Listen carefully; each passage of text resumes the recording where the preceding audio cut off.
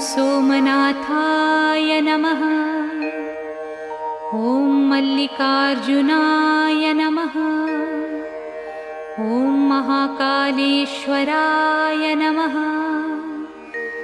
ॐ ओंकारेश्वराय नमः।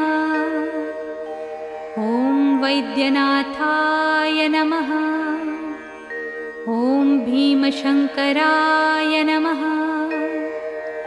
ॐ रामेश्वराय नमः। ॐ नागेश्वराय नमः।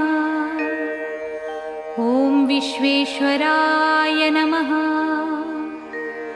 ॐ त्र्यंबकेश्वराय नमः। ॐ केदारेश्वराय नमः। ॐ भुस्मेश्वराय नमः।